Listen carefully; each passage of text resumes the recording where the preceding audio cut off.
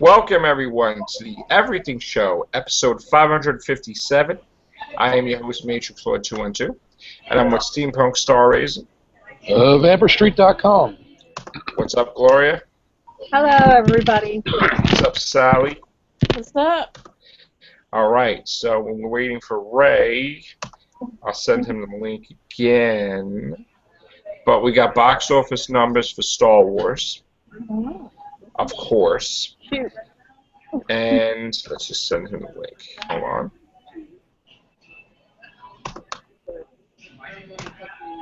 Okay, so where's my screen? All right, box office. All right, so as of yesterday, domestically, Star Wars is at 907,431,461. Wow. The worldwide is 2,011,831,461. We only did 600 and something thousand. I'm sorry, $708,043 yesterday. So again, the numbers are dropping, people. We're getting close to the end. Once Deadpool comes out, it will be flickering out of existence. And it's had its nice run, and it's going to be over. So Sorry I'm late, Joe. that's all Just had to right. quickly go and grab a drink. So Star Wars is just about done. Anybody's thoughts? Well, I mean, at the very most, it depends on, I guess, how well it does. At the very most, it would only play for another month, maybe a little bit longer than a month, because of the Blu-ray release April 4th. I mean, it could, but I don't think it's gonna. What was the No, figure? I don't think it will, because it's slowing down to the point. I mean, the Hollywood producers are Disney. Disney originally, with their own business people, predicted that The Force Awakens would only make 1.75 billion worldwide. So it did surpass their expectations. Definitely. I guess it doesn't seem like it's going to beat the worldwide gross of Titanic or Avatar like everybody hoped. Right. But that's okay. It'll be number 3. Yeah. Did anybody hear that Deadpool 2 was greenlit with Cable possibly appearing in it? I saw an article about that. Yeah, that could be interesting. I don't think they've ever had Cable in an X-Men movie, not that I know of. No. Unless he's one of those. I know there's been a lot of X-Men characters that appeared in numerous X-Men movies over the years, but a lot of them have only like a brief cameo. Bishop appeared, but Cable hasn't appeared yet. Yeah, See, well, that's the thing is, I heard that Bishop appeared, but I don't remember which X-Men movie was Bishop in. In Days of Future Past. Oh, but he didn't really have a big role though. Well, he kind of did in the future. I mean, until he died. Yeah, but the future was only like a brief glimpse. Right, it was altered, so, now they're going to meet him again, I guess. Did everybody see the trailer to The Purge 3? Yeah, I saw that. I have not. I never saw The Purge 1 and 2. Wow. Gloria or Sally? What? The Purge? The Purge No. 3? No. Okay. Have you ever seen any of the movies? When I think of Purge, it reminds me back in the day when I ate too much pizza and Right. All right, well, basically, there's a horror movie that was created called The Purge, where I've heard of it. there was a new constitution that was established for the United States in the future. Where you could, I heard. Where you could. On One night. one 12-hour period, Yeah. murder and all kinds of crimes are allowed, Legal. Yeah. are Wow. legal. And they do that so people could kill off a lot of people, so there's less people in the. they want to get rid of the poor. And then they made 2 other. This is going to be a 3rd movie now in the series. Now, Crazy. of course, in reality, some That's crazy states and senators actually try to make this a reality, which is ridiculous in itself. Of course, it got nowhere, because that should never happen. But the horror movie is entertaining to watch, as long as it's not a reality, which is, And we got some other news. Sally, not Sally. Gloria, did you want to talk about anything like Shadowhunters or anything or not? The ratings are still going down every episode. Okay. And also, I just wanted to say that Mockingjay Part 2, the DVD, comes out on March 22nd. That was successful. Yep. Right. Do you go part of the hype that Star Wars killed some of the buzz with Mockingjay? That's what people were saying. No, I don't No. think so. No. Okay. X-Files is. Because there's different months, so. Right. I mean, we're almost done with X-Files. Hmm. You guys enjoying that or no? Yeah, I've been enjoying X-Files. That's what I haven't watched it. Mm. I've seen the first 3 episodes. I haven't seen episode 4, or not the full episode 4 yet. But yeah, I've been enjoying it. I heard that it's done very well, and that they're going to bring it back for another season. Yeah, it's going to be an expanded season with different actors besides Mulder and Scully, so that way if they do continue the show with season 3, it won't even be with Mulder and Scully. It'll be a new cast, possibly. Oh, it'll be like what they did with like the last 2 seasons of X-Files before. Because they had different agents. I can't remember. It's been a long Doing time. stuff. Right. Yeah, they had the guy that from Terminator. He played the villain in Terminator 2. He was like the Mulder replacement, and then they had I can't remember the female actress who was the Scully replacement. Okay. Yeah, season 9 of X-Files, from 2002 got really weird because the majority of the season you didn't have Mulder or Scully. You just had these 2 other stand-in agents. Right. Oh, God. We'll see how good that does. I don't think that's going to be. Yeah, I don't know if that'll do very well. I think that's what led to X-Files getting canceled the first time if you go away from the original cast, because that's what you're connected to the characters. You have an emotional entanglement with the characters. We have a live-action Sonic the Hedgehog movie. I'm sorry, a semi-live-action 2018. We have, what else do we have going on? Did you want to say anything, Gloria, or? I can't think of it anymore. I'm sorry. I do have the big news I forgot to say. Johnny Depp is going to be the Invisible Man in the movie. He's going to appear with, let's see. I forgot that. What happened?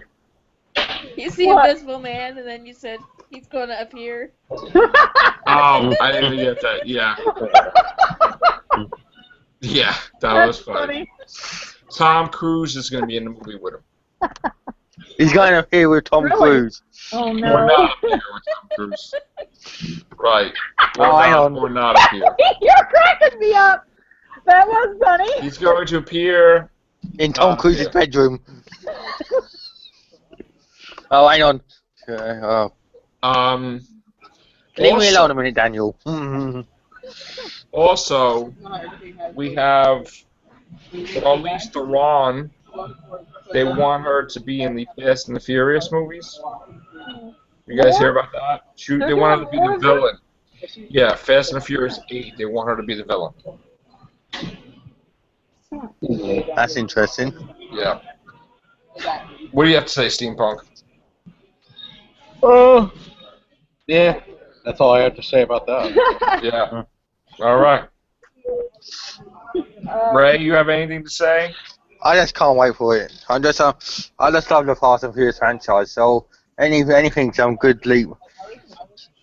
Sally? I mean, it sounds interesting. I think he might do a good job on it. We're filming episode 8 now, which is good. Hopefully no delays with Star Wars episode 8. Do you guys watch the show, the Goldberg? They're so funny. The what? The Goldberg. No. I've seen the previews for it. It's so funny. Tonight's episode was really funny. And so was the middle episode, the middle of the middle. I love those 2 shows. They're hilarious. Cool. I can't wait for the Friday the 13th video game to come out. That's going to be coming out Neither can I. That's gonna be one of the first purchases ever when I get that. I'm gonna be like, yeah. Do any of you guys watch Star Wars Rebels? No, I haven't seen it. No. Sometimes. I sometimes catch it. You like it? Yeah. I love it. Okay. I mean, When I'm bored. Watching well, I when mean, I'm bored. they're gonna be tying in the storyline to the next Star Wars movie, the Rogue One. Huh. I mean, there's even rumor that Ezra might make a cameo in Rogue One, which I think would be a cool connection with with Rebels and the movie, because it takes place. Rebels takes place 3 years before I think A New Hope, and Rogue One I think it's going to take place a year before, like we had talked about in the previous show, and it goes, and then it's going to end. The ending scene is going to be the beginning scene of A New Hope. And so it'll be a filler, a lot of background story about the Death Star plans, but it could also have some characters from Rebels, since they were the beginning of the rebellion. But yeah, I really like the characters from Rebels. I think you guys are missing out. Yeah, I know it's kind of geared towards general audience and animated like a kid's cartoon. But it ties in with the canon and the story of the movies, and it's not done in a silly. It's not done in a silly way. And like Princess Leia recently appeared in an episode, so that was really cool. I saw that one. I'm gonna try to check that out when I can. Yeah, you should. And they're getting. It's fun. It doesn't feel too childish. Well, there's been 2 trailers for season 2. There was the beginning season 2 trailer, and then there's the mid-season 2 trailer. The mid-season 2 trailer looks very, very interesting. I mean, you're getting into, like Jedi Temple guards, stuff that had been formerly considered Star Wars Legends. It used to be Expanded Universe. Disney demoted it to Legends, which means it's not canon. But then they're bringing elements back in from the Expanded Universe. And it's getting really interesting. And you got Ezra, which he has a Sith holocron in the trailer. And it's like, what's Ezra doing with a Sith holocron? Is he going to turn to the dark side? And then there's a conspiracy theory that some people think that Supreme Leader Snoke is actually Ezra, that he became disfigured. And so, it still ties in with the current movies, and I would say, and also in the mid-season 2 trailer, you see a green lightsaber crossguard that Ezra finds at one of the Jedi temples. So that's what I'm saying, is that yes, it's rated PG, Rebels is. If it was a movie, it would be probably rated PG, but it's not. It's kind of geared towards children, but it has a lot of adult undertone themes in it, and it ties into the Star Wars canon. And I think you guys are really missing out by not watching it. It's getting really interesting. They haven't really dealt too much with Sith holocrons. I would think I look forward to what that might look like. Because you see Ezra. Does that mean Ezra's fallen from grace and turning to the dark side? We don't know. And so that's the interesting thing about Rebels, is that even though we already know what the end game is, because like Darth Vader appears in season 2. Even though we already know the end game, that Darth Vader's not going to die, Darth Vader's going to survive. There's all the characters that started the rebellion. We don't know what's going to happen to them. Probably most of them are going to die. So that's what's tantalizing, and I like how they're bringing in a lot of EU mythology and making it canon again. So. Very underrated Star Wars Rebels. That's all I can say on my Star Wars Rebels rant. Okay. Did you guys see that Michael Fassbender's folk out about the Assassin's Creed movie, comparing it to The Matrix? Yo, what's up with that? Yeah. No, I'm asking you, Ray. I didn't read the article. What's up with that? Hang on, I'll just get it up for you, because it come out the other day and said it. Where are we?